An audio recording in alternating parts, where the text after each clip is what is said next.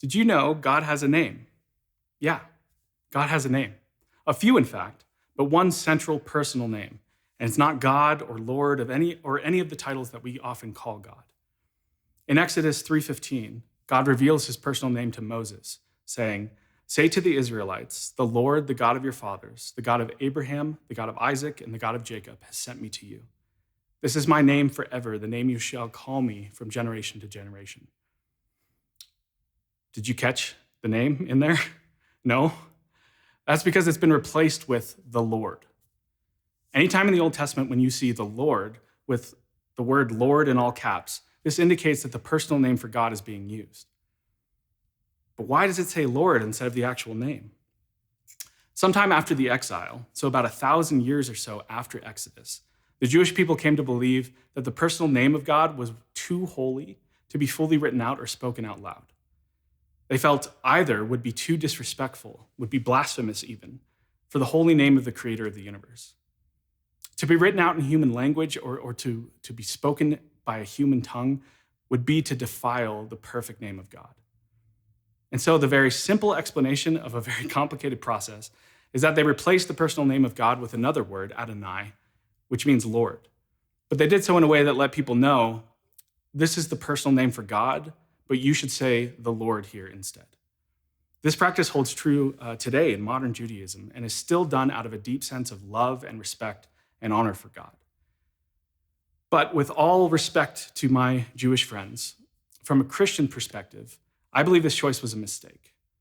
I think it was a mistake to replace the personal name of God with a formal title. Names are very human things.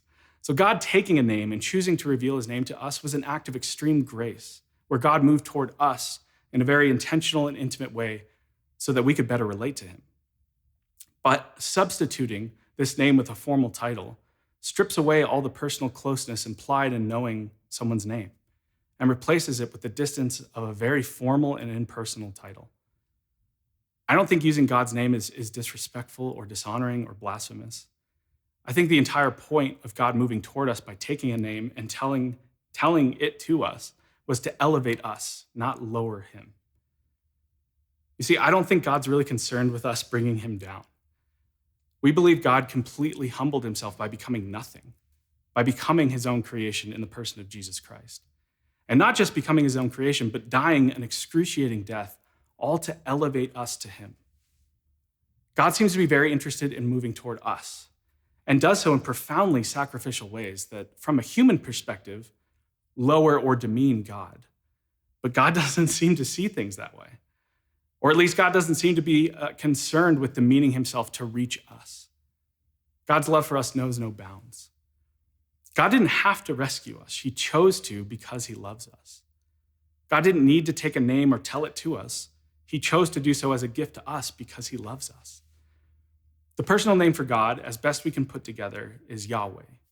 And it means something like the existing one or the one who is, which is really beautiful and fitting for the self-existent creator of the universe and ground of all being. So feel free to call God by his personal name, Yahweh. And when you do, be reminded that this name is a loving and gracious gift from God to us.